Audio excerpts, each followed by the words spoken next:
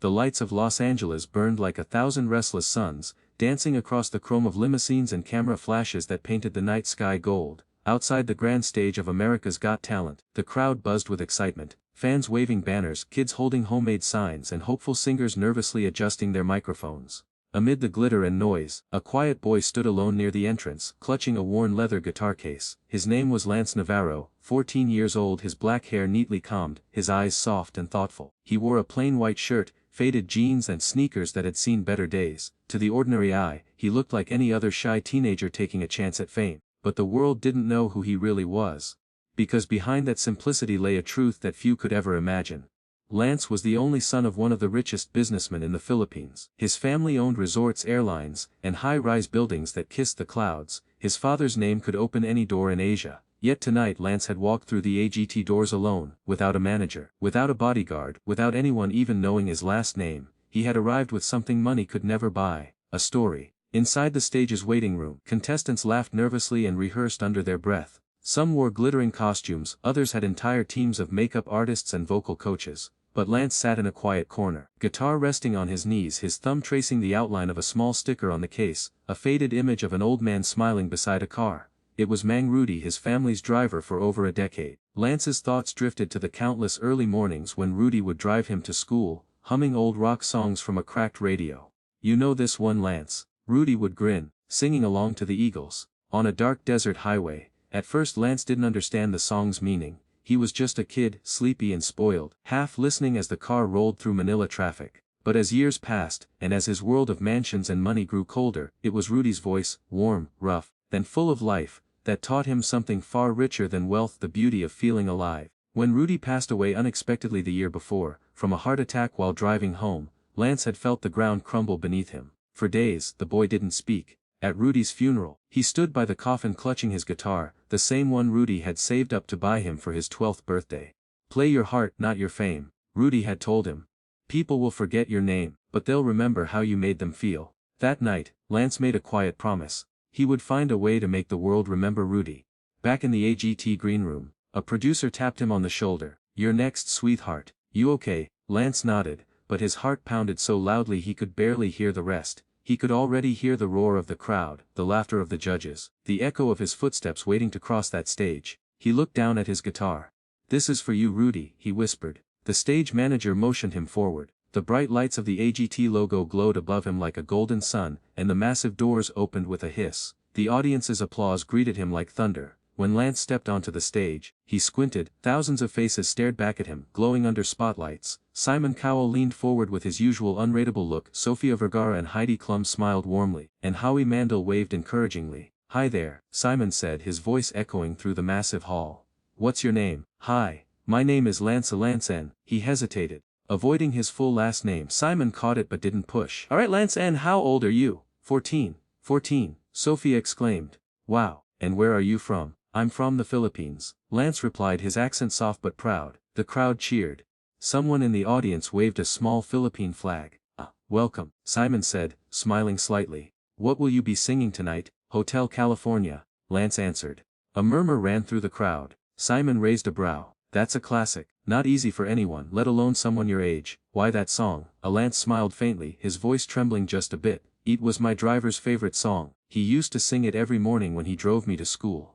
He passed away last year and I promised I'd sing it for him one day, somewhere big."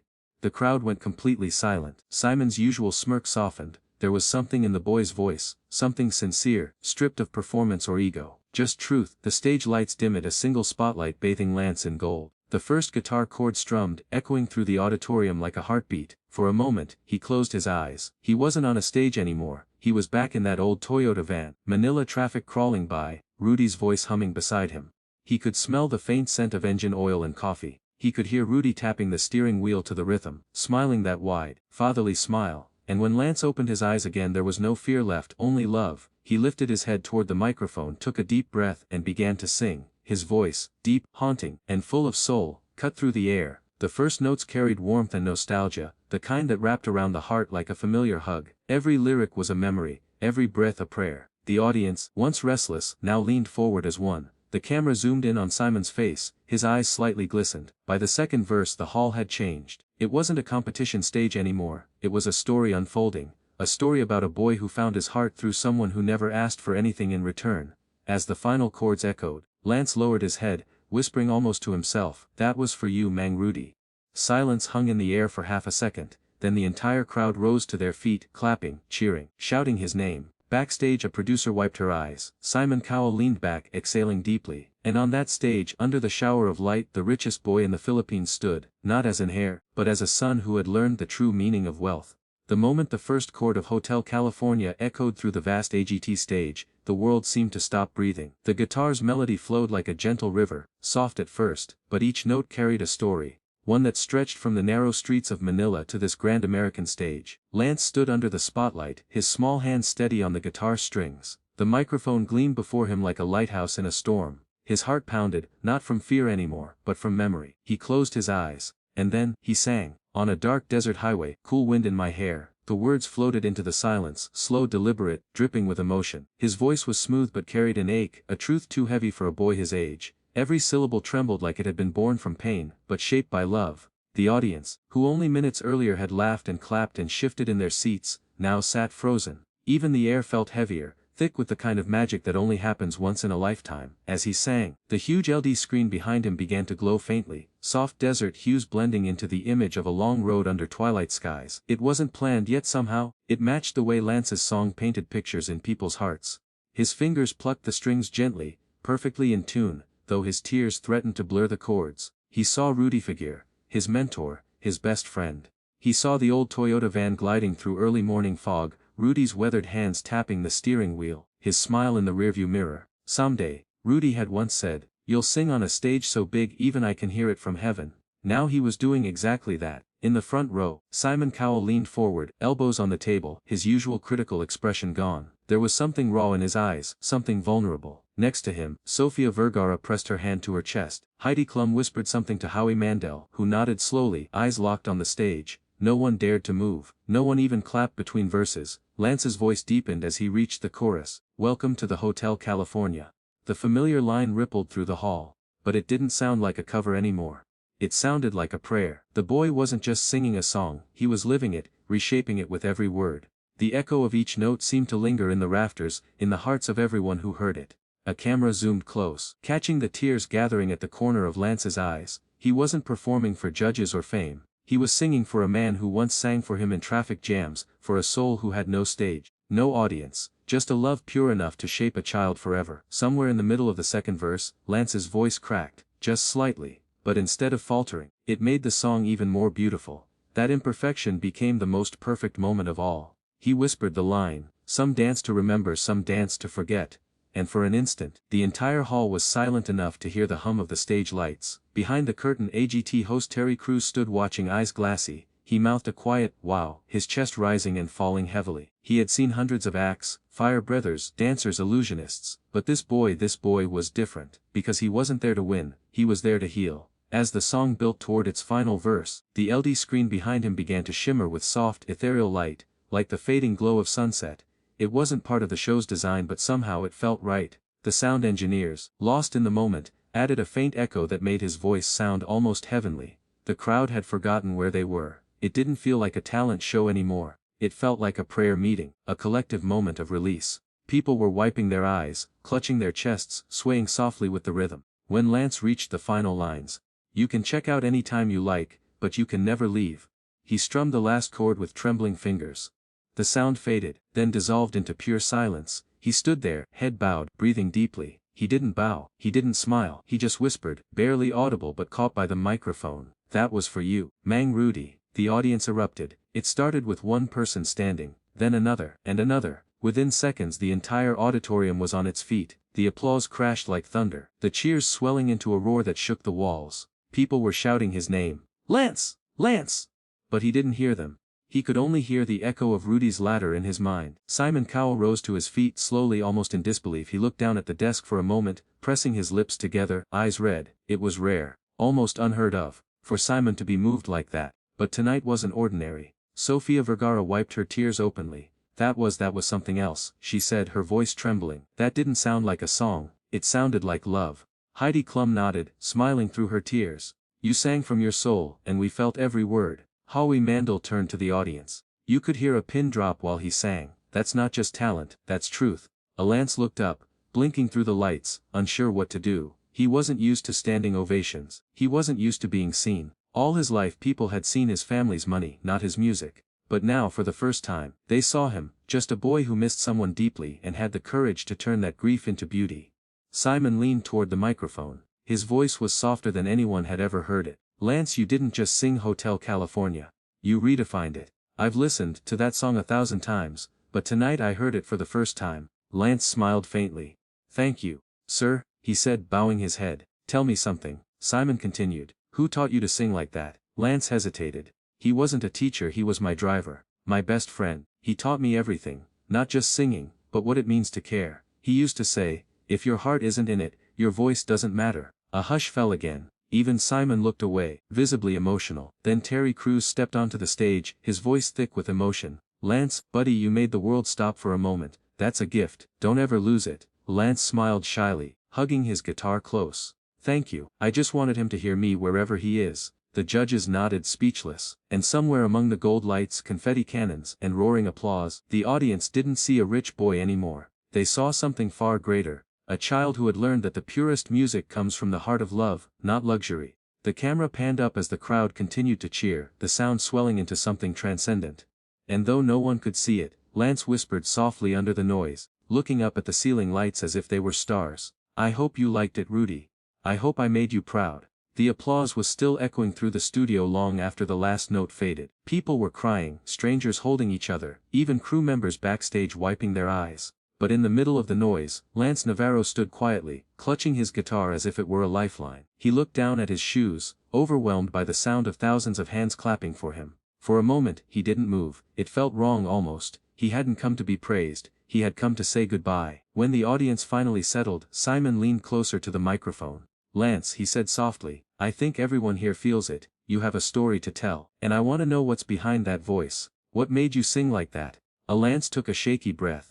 His fingers brushed over the sticker on his guitar case, the faded photo of Mang Rudy, smiling in the sunlight. He looked up at Simon, then at the audience, and nodded slowly. Can I tell you something? He asked, his voice barely above a whisper. Of course, Simon said gently. Lance swallowed hard, his eyes glistening under the stage lights. When I was little, he began, I thought being rich meant you had everything. I grew up in a big house in the Philippines, servants, cars, private schools, everything you could imagine, but my parents were always busy. My dad was a businessman, my mom traveled a lot. He paused, his voice trembling. The only person who was really there for me was our driver, Mang Rudy. He used to pick me up from school every day. He'd ask about my grades, my friends, my dreams, and every morning, he'd sing old songs while driving through traffic.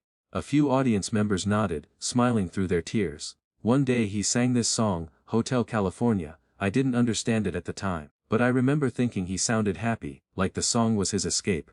Even when life was hard, he sang like the world was still beautiful. He smiled faintly, his voice cracking as he continued. When I was 12 I got into music. I wanted to sing like him, so he helped me practice. We'd park by the sea after school, roll down the windows, and sing together while watching the sunset. He chuckled softly. He said I sounded better than the radio. The crowd laughed gently through tears. Then his tone shifted. But last year, he hesitated, breathing in sharply. I had a heart attack while driving home. I didn't even get to say goodbye. My parents offered to pay for the best funeral, but that wasn't what he needed. What he needed was to be remembered. The hall was silent. Even Simon's usual stoic expression softened completely. Lance continued, voice trembling. So I made a promise. I told him, wherever you are, I'll make the world hear your song. I'll sing it so loud, even heaven will have to listen. He took a deep breath, trying to steady himself. That's why I came to AGT, not to win, not to get famous, but so that when people hear Hotel California again, they'll think of a man who drove a little boy to school and gave him more love than anyone else ever did. By the time he finished speaking, tears were freely rolling down his cheeks. He pressed his palm against his heart. He wasn't just a driver to me, he was my hero. There was a long silence before anyone could speak. Then Sofia Vergara leaned forward, visibly emotional. Lance, that is one of the most beautiful things I've ever heard. You remind us all that love doesn't need blood, it just needs heart. The crowd applauded softly, many wiping their tears. Heidi Klum nodded, smiling through glistening eyes. You know, people chase fame and money all their lives, but you came here already rich, in kindness, in gratitude, and that's rare. Lance bowed slightly, whispering, thank you. Simon looked down at his desk for a moment before speaking. When he looked up his voice was low but sincere. "Lance," he said, "I've met a lot of young singers on this stage. Many of them are chasing a dream. But you're doing something different. You're honoring someone who gave you love, and that's powerful." He paused, visibly moved. "You said your family is wealthy. I want you to remember this. What you did tonight proves that wealth means nothing compared to a heart like yours." Lance nodded quietly, holding back tears. "I used to think being rich was everything," he said softly, "but when Mang Rudy died I realized, you can't buy the sound of someone laughing beside you. You can't buy kindness, you can't buy time." A single tear rolled down his cheek. "So, I don't want to live rich anymore. I want to live grateful." The audience burst into applause again, louder this time, mixed with shouts of, "We love you, Lance, and you made us cry." In the control booth one of the AGT producers turned to another, whispering, "That kid, he's going viral tonight. This isn't just a performance, it's a message." Terry Crews, standing offstage, wiped his eyes and muttered, "This boy's changing lives right now." Back on stage, Simon leaned forward once more. "Lance," he said, "I'll tell you something, your driver would be proud. I think everyone in this room wishes they'd known him." Lance smiled through tears. "He'd probably just laugh and tell me to eat before the show," he said, making the judges laugh warmly. He never cared about fame, he just wanted people to feel loved. Then he looked at the crowd, his voice quiet but filled with emotion. "I think we forget sometimes the people we overlook might be the ones who love us the most. The drivers, the janitors, the cooks, the ones who smile for us even when they're tired. Mang Rudy taught me that kindness doesn't need attention. It just needs consistency." As the applause grew again, Lance's words lingered in the air like echoes of truth that refused to fade. Cameras zoomed in on audience members crying openly, clutching tissues, whispering prayers. One woman in the front row, an elderly Filipina, crossed her hands over her heart and whispered, "Salamat, anak, thank you son. You make us proud." Simon leaned back in his chair, shaking his head slowly, overcome. "That," he murmured to the others, "is why this show exists, for moments like this." And as the lights dimmed slightly, Lance stood center stage, illuminated by a soft golden beam. He didn't look like a celebrity, he didn't look like the son of a billionaire. He looked like what he truly was, a boy who understood the price of love, and the value of a promise kept. He whispered once more, so softly the microphone barely caught it, "You see Mang Rudy, I did it. I sang for you." And in that moment, under the roar of applause and the glow of the stage lights, the richest boy in the Philippines became the richest soul in the world. For several long seconds after Lance's final words, the studio was utterly still. Not a single camera moved. Not a single voice broke the silence. It was the kind of silence that follows only when a heart has been touched too deeply for applause. Lance stood at the center of it all, bathed in soft golden light, clutching his guitar like a shield. His eyes were lowered, his chest rising and falling with uneven breaths. The air around him seemed to shimmer with emotion. Then, almost as if awakening from a trance, the audience erupted again. The sound was thunderous, cheers, sobs, whistles, applause echoing from wall to wall. People stood on their seats, waving flags, hands over their hearts. Terry Crews, watching from backstage, wiped his face with his sleeve. "That's what love sounds like," he whispered. "That's what heaven must sound like." On stage the judges were still visibly emotional. Sofia Vergara leaned forward, her mascara streaked with tears. "Lance, I can't even," she laughed softly through her tears. "I can't even speak right now. You reminded all of us that love can come from the most unexpected places. That was so beautiful." Heidi Klum reached for a tissue, nodding. "You know," she said, "we see a lot of talented kids on this stage, but what you have is not just talent, it's truth. You sang with a heart that's been through something deep, and we felt it." Lance smiled shyly, still trembling. "Thank you," he whispered. Howie Mandel leaned closer to his mic, his tone gentle and sincere. "Lance, there's something incredibly mature about your voice, and your soul. You've lived something that most adults haven't understood yet. I think everyone here tonight just remembered someone they've lost, and for that, we thank you." The crowd clapped again, softer this time, an applause full of warmth and respect. Then came Simon. He sat quietly for a moment, head bowed, hands clasped. The audience hushed, waiting. They knew Simon Cowell's silence often meant something powerful was coming. When he finally looked up, his eyes were wet, but his smile was real. "Lance," he said softly, "I've been doing this show for a long time. I've seen incredible singers, but every once in a while someone walks in and reminds us what music really means." He paused, his voice thick with emotion. "Music isn't just about perfect notes, it's about truth. It's about that feeling you give people that stays with them when the song is over. And you, my boy, you just did that for millions." Lance's lips parted slightly, as if to respond, but Simon lifted a hand gently to stop him. "You said you wanted your driver, Mang Rudy, to hear you in heaven." Simon's voice cracked slightly, but he continued. Well, if he's watching right now, which I believe he is, he's the proudest man in the universe, the audience gasped softly. Then Simon stood up, slowly, deliberately. Everyone in the room seemed to feel it coming. The way the air suddenly grew still, the way the other judges looked at him knowingly. Simon reached out his hand, and pressed the golden buzzer. The moment it happened, time seemed to freeze. A single burst of golden confetti exploded from above, then another, and another, until the entire stage was raining with shimmering gold. The lights danced, the music swelled, and the audience screamed. Lance stood frozen in disbelief, his hands covering his mouth as tears streamed down his cheeks. He stared at Simon, then at the falling confetti, his shoulders shaking, his breath came out in small broken sobs. Terry Crews ran out onto the stage, his booming laugh breaking into tears as he pulled Lance into a warm hug. "You did it, buddy! You did it! This is for Rudy! This is for every dreamer out there!" Lance couldn't even speak, he just nodded, his face buried against Terry's shoulder, tears soaking through his shirt. The golden lights reflected in his eyes like tiny stars, like heaven itself was raining blessings upon him. From the judges' table, Sophia and Heidi clapped and cried, their faces glowing in the golden storm. Howie stood up too, shouting over the cheers, "You deserve this, Lance! You made the world remember what love feels like." Simon, still standing, smiled, a rare, genuine smile that reached his eyes. He pointed toward the boy and said through the microphone, his voice echoing over the music, "You've already won, Lance. Golden buzzer or not, you've already won what matters most." The confetti kept falling like endless rain. Some pieces landed softly on Lance's guitar, glittering under the lights. He looked up, arms raised, and whispered through his tears, "This is for you, Mang Rudy. I hope you can see me." The crowd went wild again, chanting his name. "Lance! Lance! Lance!" Their voices a wave of love that washed over him. Somewhere in that golden chaos, Lance closed his eyes, and for the briefest moment, he imagined he could see him. Mang Rudy, standing at the edge of the stage in his old polo shirt and worn-out cap, smiling proudly, clapping slowly in that familiar way. It was just a vision,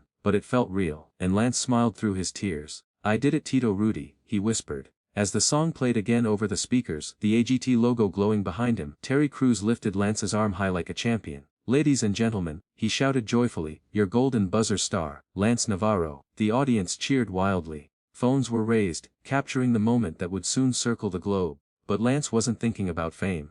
He was thinking about a small van rolling down a dusty road in the Philippines, about a man who sang through hard days, who believed in him before anyone else did. He was thinking about love, the kind that doesn't need a stage to be real. When the music faded and the confetti settled, Simon stepped onto the stage, something he rarely did. He walked over to Lance, placed a hand on his shoulder, and said quietly, so only the microphone could barely catch it, "You made this show better tonight, son. Thank you." Lance smiled, overwhelmed. "Thank you, sir. Thank you for believing in me." Simon shook his head gently. "No," he said. "You made us believe again." As Lance walked offstage, the cameras followed him through the confetti-strewn floor. He stopped just before disappearing behind the curtain, turned around, and took one last look at the glowing stage. It wasn't the lights or the fame he saw, it was the feeling. That rare, sacred moment when love, loss and music become one. He pressed his palm to his chest over his heart and whispered, "He heard me. I know he did." And with that, the richest Filipino boy, who came not for fame but for love, stepped off the stage, tears of gold still in his eyes. Backstage, as producers rushed to congratulate him, one whispered to another, "You know what's crazy? He didn't even tell anyone who he really is. No one knows he's a millionaire's son." The other smiled. "Maybe that's the point. He didn't want us to see his name. He wanted us to see his heart." And in that moment, they all understood why this story would touch the world. Because sometimes the richest hearts come from the humblest songs. When the stage lights finally dimmed and the echo of the crowd faded away, Lance found himself standing alone in the dressing room, still surrounded by a faint dusting of gold confetti. He looked at his reflection in the mirror, the same boy, the same shy smile, but something inside him had changed forever. The boy who once sang only to the stars of his small hometown had just sung to the world. Yet, as he stood there, the first tear fell. Not of pride but of peace, because for the first time since Mang Rudy's passing, he didn't feel empty anymore. He felt heard. The next morning, social media was ablaze. Clips of his performance spread across every corner of the internet.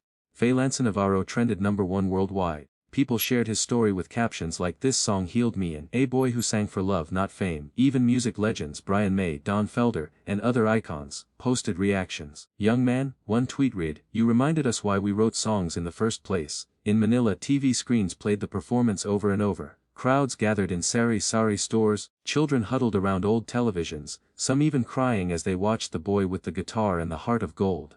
And in the hills of Batangas, where the sun rose softly over the sugarcane fields, An old woman, the mother of Mang Rudy, sat on her bamboo chair, her eyes glistening as she whispered, "You kept your promise, Anak. You made my boy proud." Days turned into weeks. AGT invited Lance back for interviews, his story now touching hearts around the globe, but the boy himself stayed humble. He still wore the same shoes, the same bracelet Mang Rudy gave him before he died. In every interview, when people asked him, "Why did you sing that song?" he would smile softly and say, "Because it was the song of my best friend. He taught me to believe that love is the richest thing we can ever have." People loved him not just for his voice, but for his heart. When the AGT semifinals arrived, Lance didn't come alone this time. He brought his mother, a simple woman with kind eyes and hands worn from years of charity work. As she sat in the front row, she couldn't stop crying. Seeing her son, her once quiet, lonely boy, standing under the world's brightest lights made her heart swell with gratitude. Before his semifinal song, Simon Cowell came backstage and found Lance quietly tuning his guitar. "You know," Simon said, sitting beside him, "I've been thinking about something. When I first heard you sing, I thought you were just talented.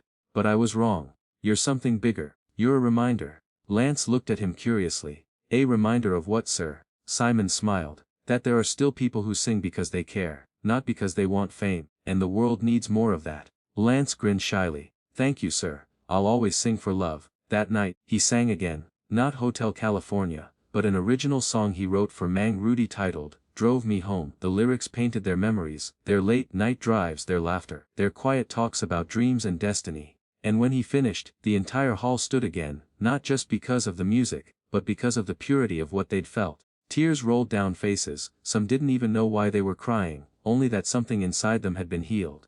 Back home in the Philippines, charities began naming scholarship programs after Mang Rudy. Lance used his family's wealth, not to buy luxury but to build. He opened a music foundation for orphans and underprivileged kids, giving them instruments, lessons, and a chance to chase dreams. The sign on the wall read, "For the ones who drive us home when life feels lost." The Mang Rudy Foundation. Hundreds of kids applied. Some of them sang the same songs Lance once practiced in his tiny room. And sometimes, late at night, Lance would visit those classrooms quietly, listening to the children's laughter echo across the halls. It was the sweetest music he'd ever heard. Months later, during the AGT Grand Finale, the stage lights turned gold once again. When it was his turn to perform, Lance didn't bring a band. He didn't bring dancers, just his guitar. As he walked out, the crowd rose instantly, thousands of people cheering the boy who reminded them of love. Simon smiled from the judges' table and whispered to Sophia, "This is the moment everyone's waiting for." Then Lance began to sing, "Hotel California," again, this time slower, deeper, more soulful. But halfway through the song, the screens behind him lit up, not with lights or effects, but with photos, real photos, of him and Mang Rudy, of the van, of the dusty roads back home, of smiles that would never fade.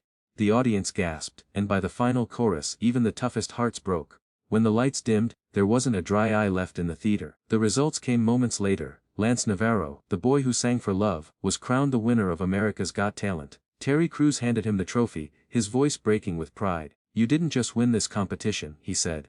"You won the world's heart." The stage lights turned golden again. The audience stood, chanting his name, and this time, Lance didn't cry, he smiled. Because somewhere beyond the lights, he could almost feel a hand resting on his shoulder, and a familiar voice whispering, "You did it, kid. You made the world listen." Months after his win, Lance returned to the Philippines quietly, without press or cameras. He visited Mang Rudy's grave in the early morning, holding the trophy in one hand and a small guitar in the other. Kneeling by the grave, he placed the guitar beside the stone and whispered, "This is yours, Tito Rudy. You believed in me before anyone else did." He looked up at the rising sun and smiled. "And you were right, love really is the richest thing of all." A soft wind brushed against his cheek, and for a brief moment, he thought he heard the faint hum of an engine, the sound of that old van starting again. He laughed through his tears. "I miss you," he said, "but I know you're still driving me home." The years later, people would still talk about that night on AGT. The clip would remain one of the most watched videos in the show's history, and the boy in that golden storm would go on to become a global symbol of humility, love and faith. Everywhere he went, when asked what his secret was, Lance would simply smile and say, "I just sang for someone I loved," and perhaps that was why his music never faded, because it wasn't born from fame, it was born from love, and love never dies.